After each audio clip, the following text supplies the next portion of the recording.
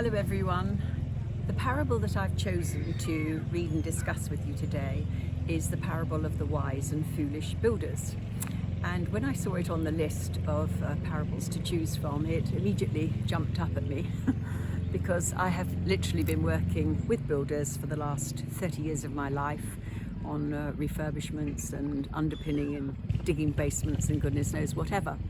So I shall now read you this parable, which comes from Matthew chapter 7, verses 24 to 27.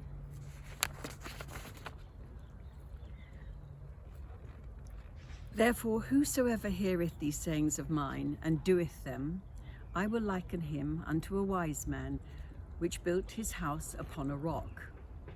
And the rain descended, and the floods came, and the winds blew, and beat upon that house.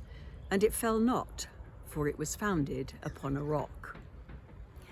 And every one that heareth these sayings of mine, and doeth them not, shall be likened unto a foolish man, which built his house upon the sand. And the rain descended, and the floods came, and the winds blew, and beat upon that house.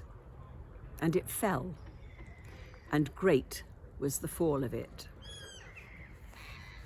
So that is the parable, and I relate very well to that because at the moment in my own house, at the front of the house, I have had a garage and a stable which has existed for a few years and was then deemed structurally unsound and started falling down with the actual brick wall outside of it as well.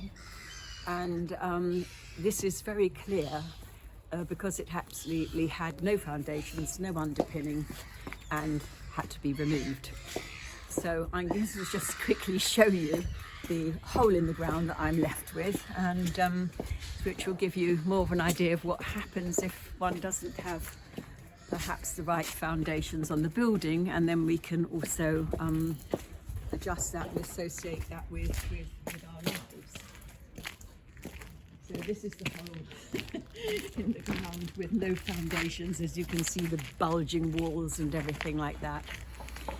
But turning back to the parable, I think the meaning of this parable really is that Jesus is explaining to us that we need to have strong foundations for our life here on earth.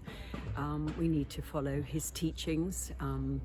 We need to go to church, pray, and have a really strong connection with God and Jesus, which actually helps us in our times of need and difficulties on this earth, and gives us comfort and this sort of thing. Whereas if we don't have that sort of foundation, and we are the sort of people that are only interested in wealth and acquiring things and instant gratification and I don't know, fame, fortune, whatever, those sort of gratifications don't last. They come and they go, and it doesn't give us any sort of substance or feeling of presence or connection with anyone. And these sort of things can, in particular over the last year or so, have brought an awful lot more to light about mental health, because people really don't have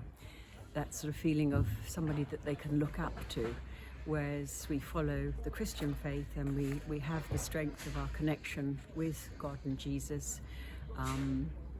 Those things are what we strive for, and what we have to keep reminding ourselves: to be kind, loving, follow his teachings, concern for people, trying to help where we can, and do our own little bit, whatever that is, in society, to lead better, stronger lives.